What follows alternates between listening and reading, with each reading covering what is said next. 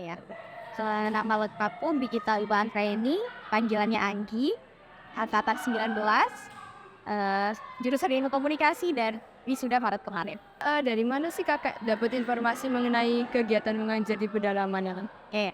Jadi awalnya itu di pertengahan di semester 5 masuk semester 6, itu aku diinfoin sama Bintan. Jadi Bintan tuh kasih info, Nggi ada kegiatan ini gitu. Jadi dikirimi link website, terus pas diklik itu langsung masuk ke websitenya program Kampus Merdeka. Nah, jadi di situ udah langsung ada arahannya semuanya, termasuk penjelasan soal proses seleksi dan sebagainya. Ya aku tahu pertama dari Bintan, kemudian lewat websitenya. Oke. Yang kedua, proses dari pendaftarannya sampai pengirimannya itu apa aja sih mereka seleksi setiap kali? Pendaftarannya itu pertama, itu kan dari webnya kan kita udah tahu ada syaratnya tuh kayak minimal IPK 3,5, terus harus siapkan surat keterangan sehat, kayak gitu-gitu. Jadi untuk seleksi dokumen itu menurutku nggak terlalu sulit sih, karena rangkuman hasil studimu, RHS, terus habis itu IPK-mu, KTP, surat keterangan sehat, kayak gitu-gitu aja yang standar aja. Jadi setelah seleksi itu kan kita sistemnya ada akun online-nya di websitenya Kampus Merdeka. Jadi kita submit ke situ, terus nanti ada setelah jangka waktu tertentu itu nanti muncul keterangan kamu lolos atau enggak dari seleksi dokumen. Setelah dokumennya lolos, kamu diarahkan untuk tes pengetahuan sama psikotes gitu. Waktu itu, jadi kan untuk milih waktu itu aku milih sesuai domisiliku di daerah aku di NTT nih, daerah X lah di sini. Terus pilihan kedua aku Surabaya, karena domisili kampusku kan. Tapi aku dapat penempatan di salah satu daerah terpencil di NTT, tapi dia beda pulau. Kalau naik pesawat kurang lebih 1 jam plus perjalanan darat 5 jam. Jadi jauh banget. Beda pulau banget. Namanya Timur Tengah Utara, kabupatennya Timur Tengah Utara. Kabupatennya itu ibu kota kabupatennya tuh Keva. Aku di desanya namanya Desa Ebar. Kakak berapa lama ngajar di sini? 4 bulan. Sejak kapan? Tanda bu. Mulai resmi ngajarnya itu Maret, tapi kita kan seleksinya Januari. Itu Januari full seleksi, Februari full pembekalan. Itu pembekalannya online lewat Zoom dan YouTube. Itu 1 bulan. Terus Maret itu diberangkatkan ke tempat tugas. Jadi kan aku dibantu Bu Intan awalnya. Enaknya Kampus Merdeka itu dia nawarin konversi. Jadi diganti 20 SKS. Jadi waktu itu semester 6 aku bebas dari semua mata kuliah kecuali penulisan proposal. Jadi semua mata kuliahnya diganti ke itu ngajar kecuali PPK. Jadi PPK-nya aku bimbingan karena tempatnya sinyalnya juga kurang bagus waktu itu. Jadi kadang di malam, kadang via WA kayak jadi aku dibantu baik sama dosen-dosen di waktu itu, PPK. Terus adaptasi di sana gimana? Itu pertama kali aku ke sana kan, ke tempat itu walaupun sama-sama NTT tapi jauh. Dan di sana itu kebetulan penempatan kayak gitu tuh kita nggak sendiri. Ada mahasiswa dari universitas lain.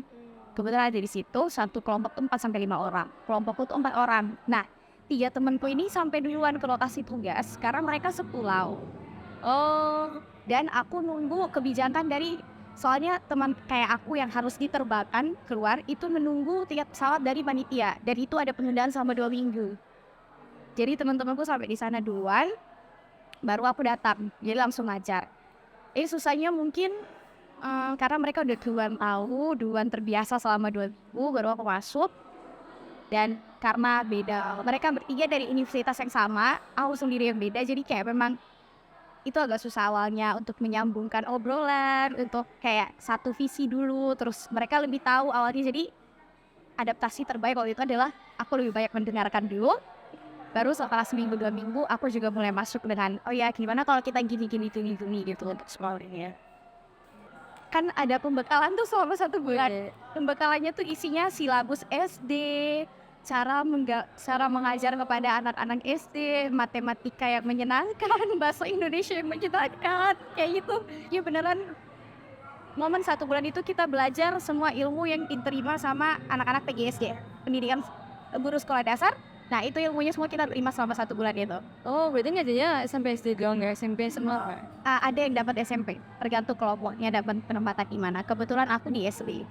Oh, Program itu memang nyasarnya SMP sama SD. is great. Di situ ada bimbingan. Jadi kita sifatnya membantu dia. Oh, Tapi dalam konteks di lapangan itu, sekolah yang disasar itu kebanyakan sekolah-sekolah yang akreditasinya C atau memang itu tenaga tambahan gitu untuk ajar. Jadi memang ketika di lapangan ya pastilah ada suka duka kayak kita terusnya masuk. Padahal sifatnya kita kan kayak harusnya membantu. Tapi ya dalam jalanannya ya kayak kita yang kebanyakan ngajar, kita yang kebanyakan masuk kelas kayak gitu. Laporan tuh ada dan itu laporan harian. Jadi dari Senin sampai Sabtu itu harus ada laporan harian. Hari Minggu tuh masukin laporan mingguan. Lalu nanti di penghujung itu ada laporan besarnya itu 200-an halaman. Challenge-nya banyak banget dari pihak kampus Merdeka. Yang paling susah tuh sebenarnya ada istilahnya AKM. AKM itu asesmen kelas minimum, itu tuh kayak tes untuk melihat kemampuan siswa. Persoalannya tes itu online, harus pakai HP dan harus pakai laptop dan harus pakai jaringan wifi. Dan di sekolah aku nggak punya itu. Jadi kita berempat itu punya 2 laptop yang memang bisa dipakai. Jadi hanya pakai 2 laptop itu. Kita tethering biasa karena nggak bisa pakai wifi. Otomatis semua HP nggak bisa karena bukan wifi kan. Jadi tethering dia 2 laptop itu dengan kita 30-an anak yang waktu itu harus assessment. Jadi itu kita kayak kalau gantian. anaknya ganti-gantian. Jadi kita bisa pulang jam 4 sore dari sekolah sama anak-anak itu. Harus bawa bekal. Jadi kayak itu benar kita sendiri di sekolah sama 30 anak itu. Kalau aku kebetulan ini menarik banget tempat tinggalku itu. Kamarku tuh di luar, jadi kami tuh serumah 2 orang, dititipin ke rumah guru gitu. Jadi selama 4 bulan kita numpang gitu lah istilahnya. Guys, disediakan Ya, jadi kayak makannya ya kita patungan gitu, kayak kita nambah-nambahin, kayak segini buat tambah mamanya di rumah beli apa kayak gitu kan. Nah kamarku sama temenku itu di luar, toiletnya tuh di dalam rumah. Jadi kita kalau tengah malam itu nggak bisa masuk ke dalam karena pintunya dikunci dari dalam. ya enak banget. Kayak gitu dan itu selama 4 bulan. Jadi ya terlatih tuh kayak gitu. Dan itu susah, tapi kalau diingat lagi sekarang ya kayak oh iya ya ternyata pernah dan survive gitu. Cuy, itu berarti pas kakak dikirim ke dalaman itu apakah diberi biaya sampai kampus Merdeka? Kampus Merdeka itu cuman kasih uang saku 1,2 per bulan, 1.200.000 per bulan. Dan itu sama, mau yang pindah atau nggak pindah sama dikasih jatahnya segitu. Kayak yang tadi kan karena akreditasi sekolahnya kan rendah. Jadi bisa dibayangkan seperti apa gitu. Di sana anak-anak kelas 4, anak-anak kelas 5 itu belum bisa baca. Memang itu fenomena unik ketika corona dan itu di seluruh Indonesia sebenarnya. Terutama daerah-daerah terpencil itu memang ada fenomena itu, istilahnya learning loss. Jadi anak-anak itu naik kelas aja, tapi pengetahuan mereka tidak sampai pada tingkatan seharusnya gitu. Jadi memang susah. Terus kayak saat semuanya butuh laptop, butuh ini, butuh wifi, sekolahnya belum punya. Palingan itu sih, dengan fasilitas cutting yang ya pokoknya adalah sederhana mungkin gitu. Kayaknya kalau yang sedikit kita juga Ya harus.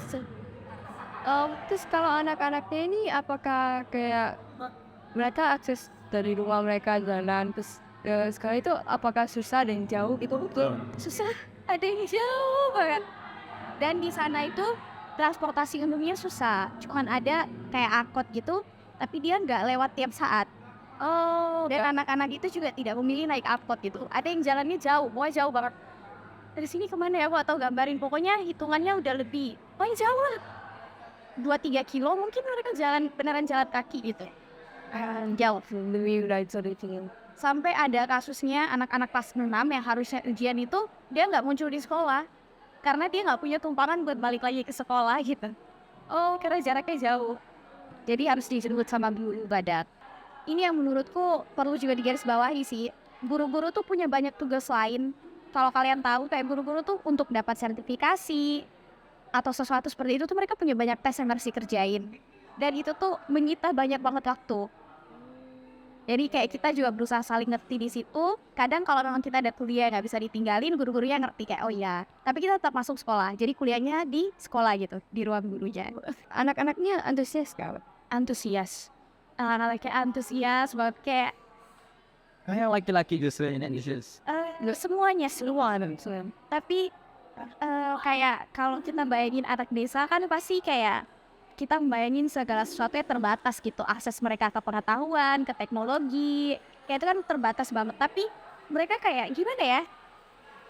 Oh, mimpinya mereka tuh kayak nggak terbatas. Mereka justru antusias karena kita datang. Terus kayak mereka penasaran sama dunia di luar dunia kecilnya mereka gitu. Kayak, Kak, emangnya kalau di Surabaya tuh ada apa sih, Kak? Gimana caranya biar kita bisa ikut ke Surabaya gitu. Sampai momen kami pulang itu tuh kayak mereka beneran nangis, beneran nanya gimana caranya ketemu lagi, kayak gitu-gitu. Jadi itu yang terbaik sih dari ketemu. Kakak sendiri ini nggak ngasih kentakan sama dirinya gitu ya? Masih sampai sekarang, sampai sekarang. Sekadar bertukar kabar, kayak kemarin wisuda atau sidang diucapin selamat ya Ibu Anggi. Kita dipanggilnya Ibu di sana.